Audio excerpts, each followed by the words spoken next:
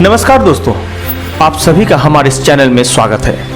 आज मैं आपको एक ऐसी मोटिवेशनल स्टोरी बताने जा रहा हूं जिससे सुनने के बाद आपकी ऊर्जा पहली जैसी नहीं रहेगी। तो चलिए बिना समय गवाए शुरू करते हैं। ये कहानी आपको 100% सफल बना सकती है। ईमानदारी का फल। काफी समय पहले की बात है। प्रतापगढ़ नाम का एक राज्य था।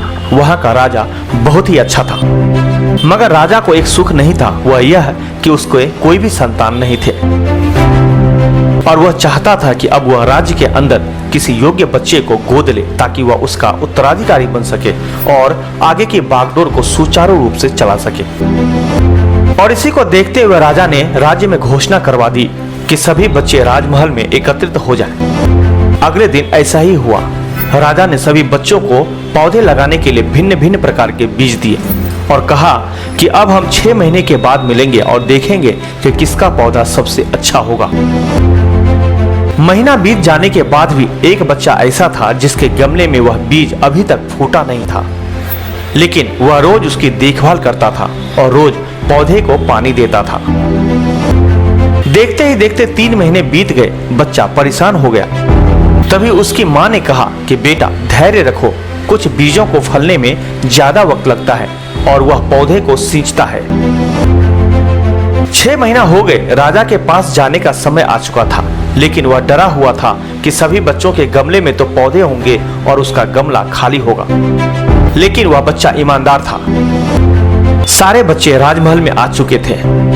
कुछ बच्चे जोश से भरे हुए थे क्योंकि उनके अंदर राज्य का उत्तराधिकारी बनने की प्रबल लालसा थी। अब राजा ने आदेश दिया और सभी बच्चे अपने अपने गमले दिखाने लगे, मगर एक बच्चा सहमा हुआ था क्योंकि उसका गमला खाली था। तभी राजा की नजर उस गमले पर पड़ी। उसने पूछा, तुम्हारा गमला तो खाली है। तो उस बच्चे ने कहा, लेकिन मैंने इस गमले की 6 महीने तक देखभाल की है। राजा उसकी ईमानदारी से खुश था कि उसका गमला खाली है, फिर भी वह हिम्मत करके यहाँ तो आया। सभी बच्चों के गमले देखने के बाद राजा ने उस बच्चे को सभी के सामने बुलाया। बच्चा सहम गया और राजा ने वह गमला सभी को दिखाया। सभी बच्चे जोर जोर से हंसने लगे। राजा ने कहा, शांत हो जाओ, इतने खुश मत हो। आप सभी के पास जो पौधे हैं वो सब बंजर हैं। आप चाहे कितने भी मेहनत कर ले, उनसे कुछ नहीं निकलेगा। लेकिन असली बीज यही था।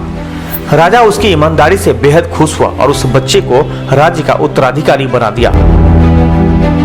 हमें इस कहानी से यही सीखने को मिला कि अपने अंदर ईमानदारी का होना बहुत ही जरूरी है। अगर हम खुद के साथ ईमानदार हैं तो जीवन के किसी न किसी पड़ाव में सफल हो ही जाएंगे।